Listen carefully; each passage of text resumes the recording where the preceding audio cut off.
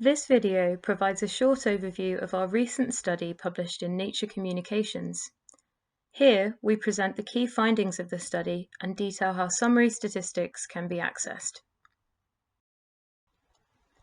The interplay between environment, biology, and brain health is important to understand in the context of the aging brain.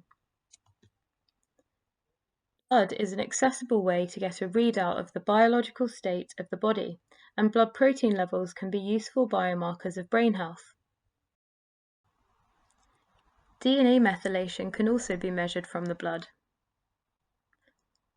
Unlike our DNA that remains constant throughout our lifespan, DNA methylation can record our body's response to a range of environmental and lifestyle stresses. It is therefore one of several possible epigenetic changes and most commonly occurs at CpG sites. In some cases, DNA methylation can change the way that genes are expressed. And DNA methylation differences have been associated with protein levels in the blood.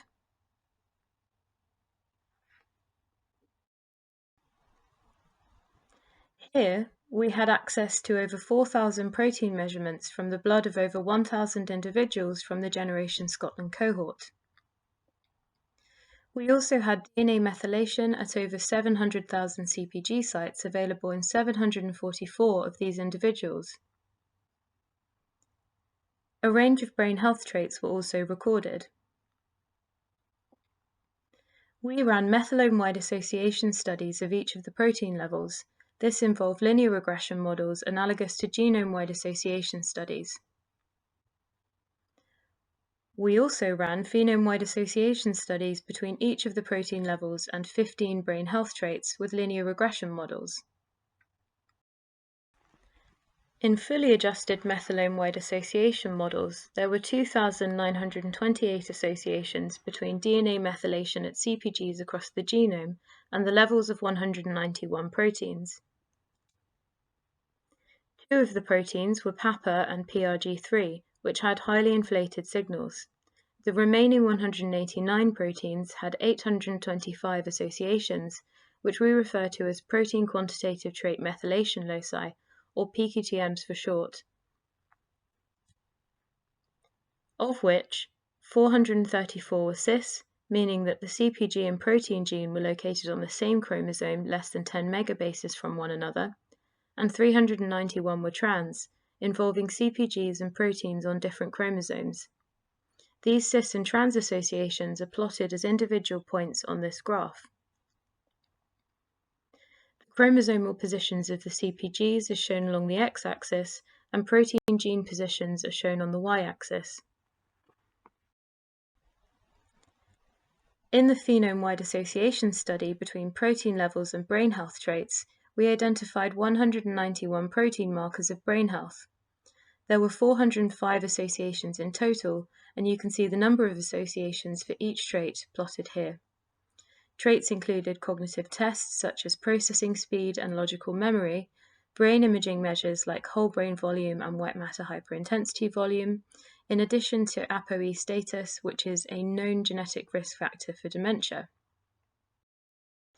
Associations were then overlapped to identify protein markers of brain health that also had epigenetic signatures through DNA methylation. 17 protein markers of brain health, with a total of 35 associations with DNA methylation at CpG sites, were identified and explored further. Of the 35 associations, 15 were trans, involving CpGs and proteins on different chromosomes, illustrated here with chromosomal positions on the outermost circle. One example from this plot is the CpG site in the SLC7A11 gene, whose methylation levels were associated with the levels of 3 protein markers of either increased relative brain age, calculated from brain imaging data, or reduced cognitive processing speed. The SLC7A11 gene encodes a synaptic transporter protein, and this particular CpG site has been linked to both Parkinson's and motor neuron disease risk in previous epigenetic studies.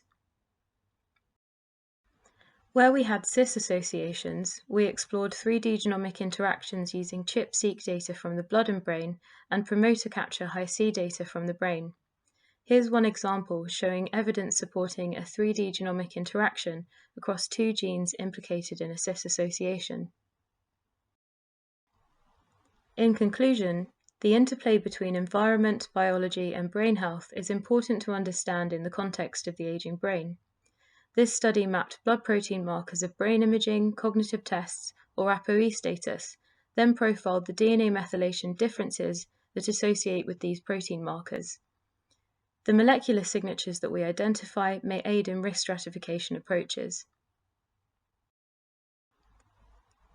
If you'd like to access the summary statistics from our methylome-wide association studies of protein levels, all outputs are housed in both the EWAS catalogue and Zenodo repositories. You can search for protein gene names in the EWAS catalogue. However, as these proteins are derived from the SomaScan panel, and there are sometimes multiple measurements of protein targets corresponding to the same gene name, you should always index them through their specific SecID number. We'd like to thank every volunteer in the Generation Scotland cohort, as their participation has made this work possible. We'd also like to thank our funders, and if you have any queries about the study, please contact us and we'll be happy to answer them.